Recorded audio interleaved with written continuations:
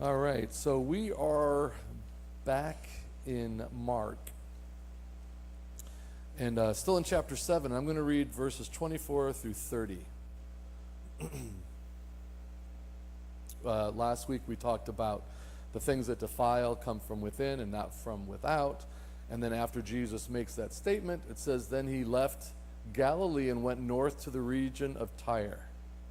He didn't want anyone to know which house he was staying in, but he couldn't keep it a secret. And right away a woman who had heard about him came and fell at his feet. Her little girl was possessed by an unclean spirit, and she begged him to cast out the demon from her daughter. Since she was a Gentile born in Syria, Phoenicia, Jesus told her, this is a good one too, man. First, I should feed the children, my own family, the Jews. It isn't right to take food from the children and throw it to the dogs. Oh, snap. Jesus said that. And Jesus replied, she replied, that is true, Lord. But even the dogs under the table are allowed to eat the scraps from the children's plates. I could just see this huge grin on Jesus' face. And he says, good answer. Now go home, for the demon has left your daughter. And of course, when she arrived home, she saw her quietly in bed, and the demon was gone. You know, it's kind of a weird statement, but that Jesus made. But like a lot of things, he did things to manifest, to show people, so people would hear it. And he could demonstrate certain things. Have you guys ever watched that show Alone, where they drop people off in the middle of nowhere? It's a great show. When I'm feeling like I'm a little overwhelmed, I just love to watch people in misery.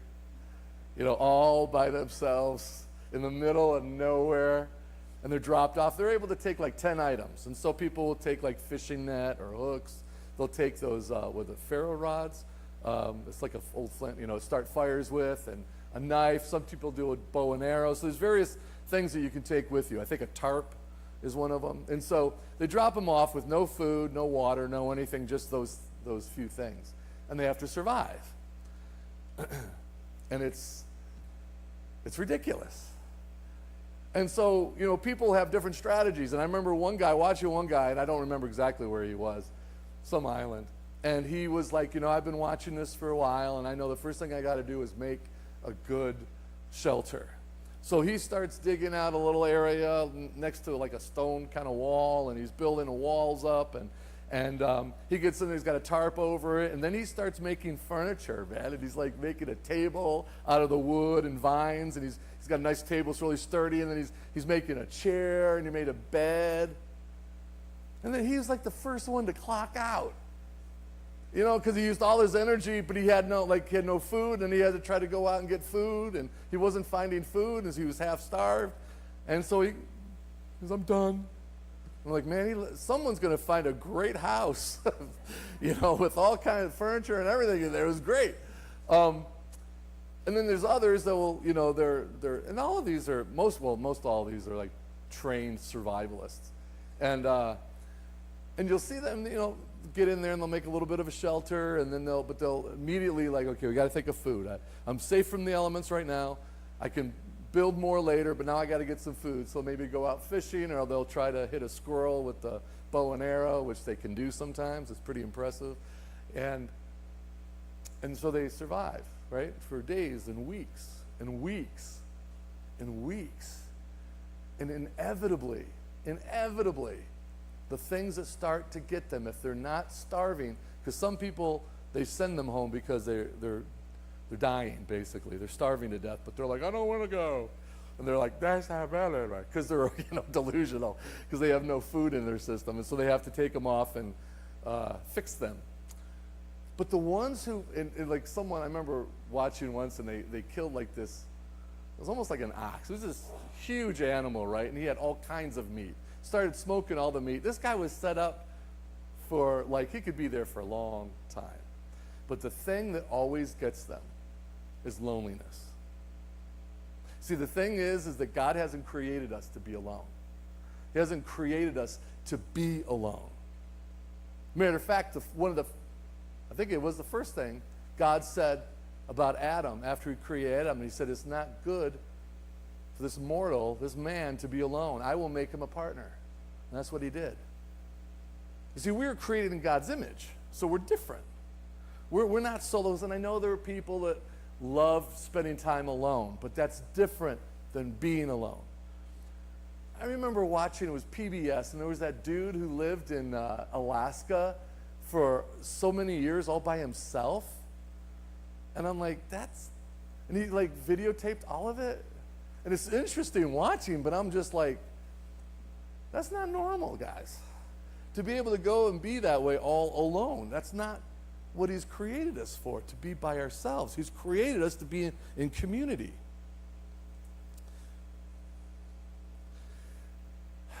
But community is hard. Being in a lifelong partnership with a spouse is difficult. Really difficult for some, easier for others. Having children. Now, kids, when they're small, you think, I was talking to my neighbor yesterday, and got these two really cute kids. One's like 5, the other's like 2. Just adorable. And I just was ready, I was biting my tongue, just like, oh, enjoy it now. Enjoy the screaming. Enjoy the Cheerios flying. Enjoy the mess. Because when they get older, right, Drew? Adult kids, they get older, man, they're hard, right? It's tough having adult kids, and they start going off on their own, and then it's like, at least when they're little, you can just grab them, pick them up, and move them, right? When they're big, it's like, yeah, it's not quite as easy. You can't do it, right? It's just, but as hard as that is, it's when you're together, and people are thinking of each other over themselves, it's this beautiful thing, it's this family. It's what I've always wanted, right? Is a family that gets along, even though there are shortcomings and problems. See, because all of us are cracked. We're nothing but jars of clay that have these little cracks, and some of us have gotten really good at putting like wax, on the outside so we look a little better. But people, we still leak. We still got issues. All of us have, because we're human. And we have this nature that's selfish, and we're constantly doing battle against our own nature. And by God's grace, He's the one that's helping us fight this battle. When we do it on our own, we fail. And what happens is the cracks, we start to try to fix one crack, and in the process, we're cracking something else. We're replacing one addiction for another. We're replacing one craving for another, whatever those things are that can trip us up.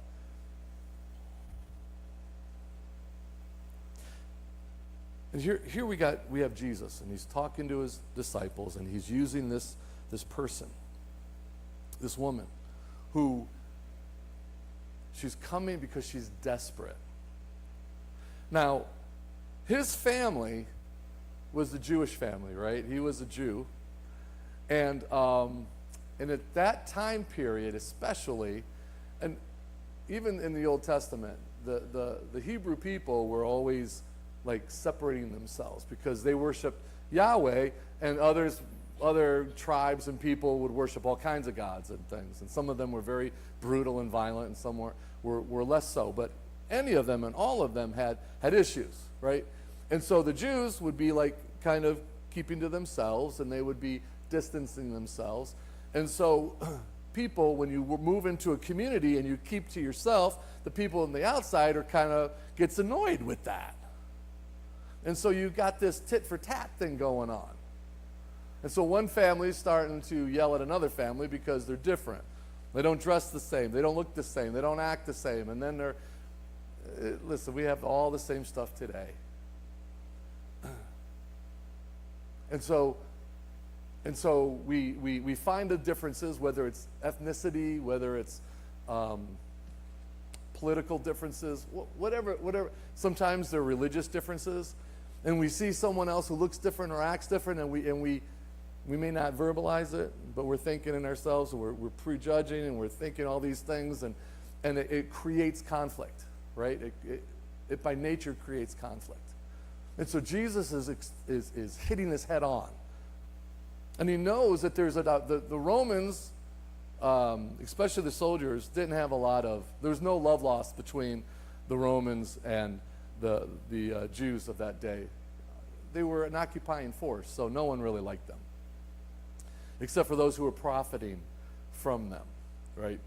And even they didn't really like them, but they were profiting from them, so they had a symbiotic relationship. You know, they were using each other, basically, the religious leaders. And so Jesus is taking this, and everything that he's been saying goes against the religious, his family's faith, as it were. And the thing is Jesus was God in the flesh, so Jesus comes to this earth as God in the flesh. If anyone knows Scripture, it's Jesus. He's the one that inspired. You know, he was one who was creating in the process of creation. And so he was there trying to help them understand that love is what was always the intention, not division. That when he told Abraham thousands of years ago before, and he said, you are going to bless other nations. The people, your family, your children are to be a blessing to the other nations of this world. And they didn't always do the best job of that, right? And neither do we. And so Jesus is saying, he comes to this woman, and she comes to him, and he's like, okay, now, for whatever reason, now is a great time for a visual, an audible illustration. And so I could just imagine the people that were there, and people were always around Jesus. He was really not wanting anyone to know where he was, and they just found out. And so there's a crowd forming. This woman comes to him, falls at his feet, and there's something going on with her daughter. It's really bad. And he's like, well, my first responsibility is to my own. Why should I waste my time giving you, this dog, a bone? I could just picture certain people like, oh, snap, that's right, you tell her, Gentile dog. And other people like, wait, what? What did he just say? And everybody just like zooms in on what he's saying, because he knows, I believe this with all my heart, that Jesus knows exactly what she's going to say. And when she says it verbally, it's like, listen, but even the dogs under the table, like, she did not say, how dare you blankety blank blank. How dare you be so offensive as that? If you don't want to help me, then just say you don't want to help me. Then she could have shrieked and walked off and tried to find something else. But her heart was humble. And she's like, my daughter, it's like, I'm going to do whatever I can for my daughter. And if he wants to disrespect me, so be it, if he can help her, because I believe he can. And she had this humility about her. And Jesus just smiles, and he said, that's a good answer. Because he wanted everybody to see not him, but her. See, because we can all relate to her. We can all relate to this. Well, in certain situations, when I was in New York City, when I was in Brooklyn, I was one of very few white boys in the neighborhood that we lived in. It was mostly Latin, but it was very mixed. And I remember one Sunday morning, I was walking on the avenue, which is the main street.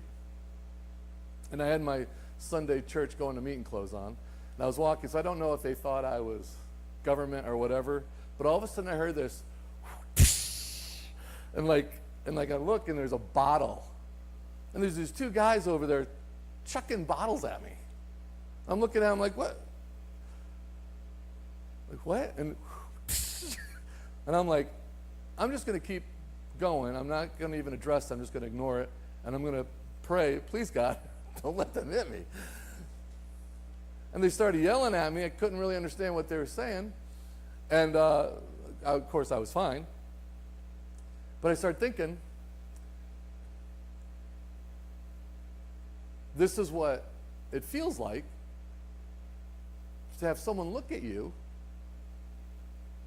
and hate you just by looking at you. It's like, what? God, please help me never to be that. When someone walks in the church, whoever they are, may they experience love and acceptance, never to be looked at like, ooh. Like never to be judged or to be in some way dispersion to be cast upon them. Like this is because we're supposed to be, one of the things that we say on our slide, you know, our moniker is, come as friends, leave as family. See, that's what we want. It doesn't matter if we agree with everything that everyone believes in. Of course we don't. I can't name one person that I agree 100% with, except for me. Me, myself, and I, we're in agreement some of the times. I even have a problem with some of the things I believe. And I talk to someone else, and there's certain things that we agree on. It's like, oh, that's great. And then they say something else. It's like, ooh.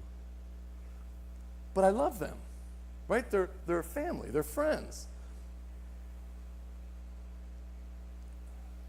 And yet we are so easily influenced by what other people are saying.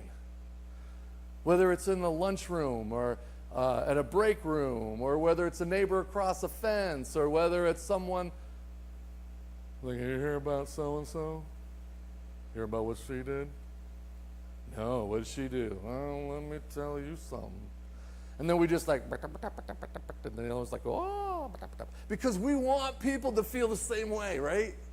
We want to justify us by putting someone else down. I mean, it's pretty bad to be called a dog, right? And Jesus was like, well, we have other words for that today.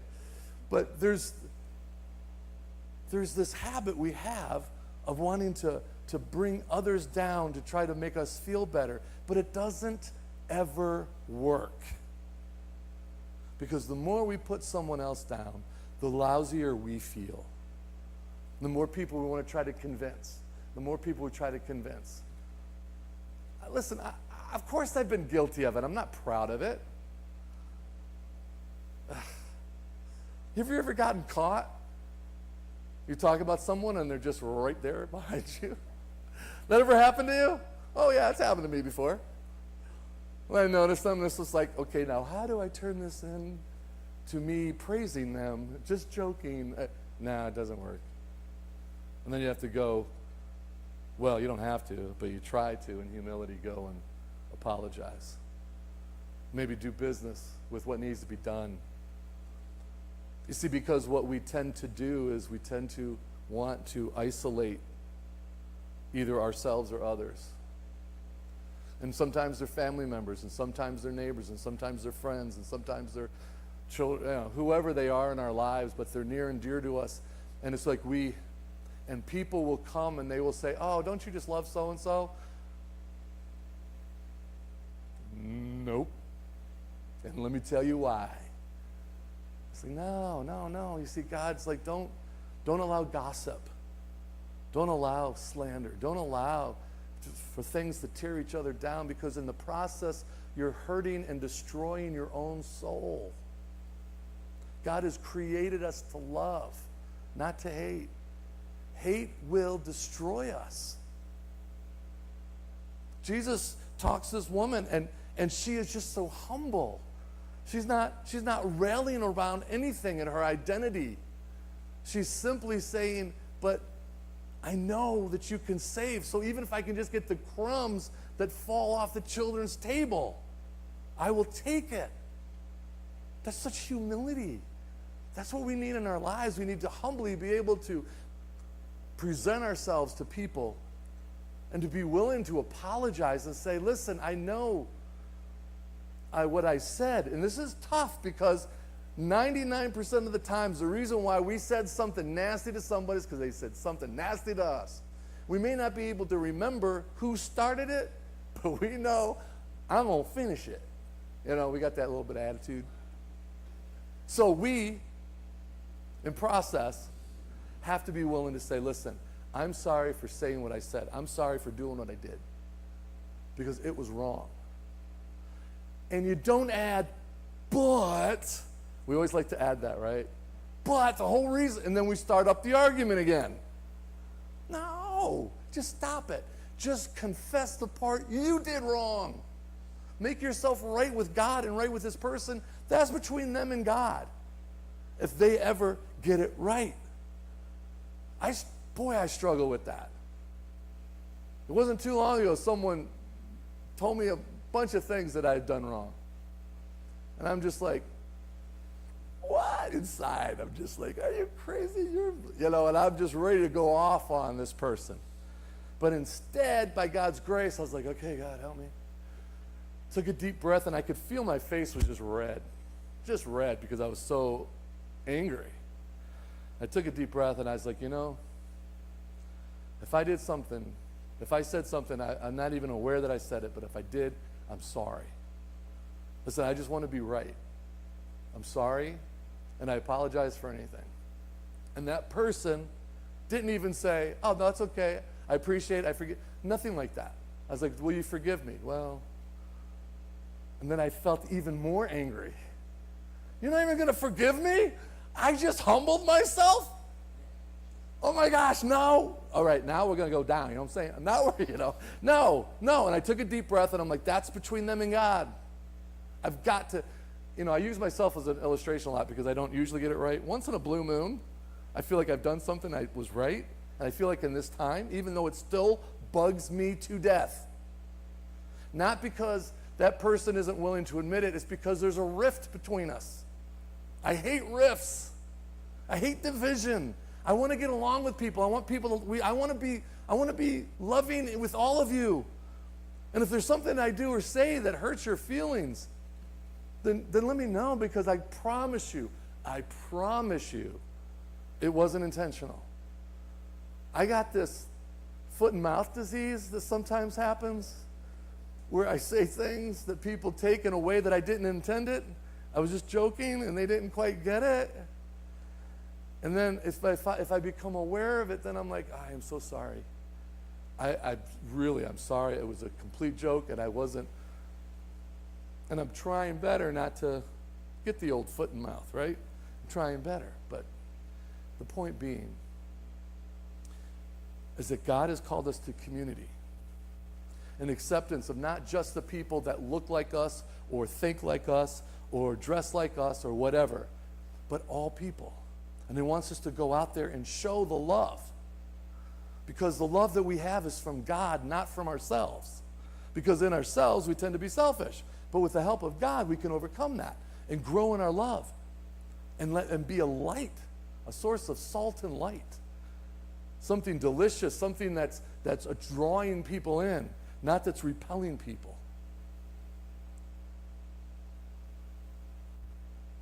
We have a choice. And just, my word to you this week is to go out there and show love to people. And even those that you're having a feud with, or you've got, and I know that probably there's one or two people you've been thinking about this whole time.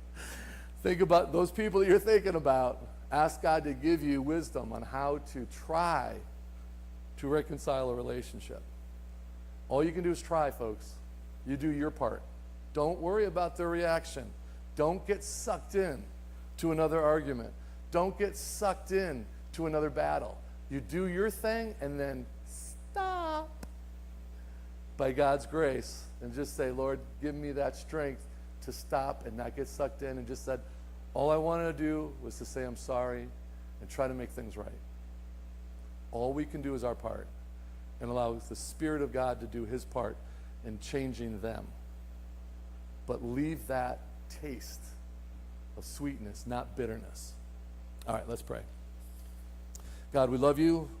We thank you for life. We thank you for relationships. They're so great, and they can be so horrible. And I just ask, God, that we would do our part in making these relationships about love and about acceptance.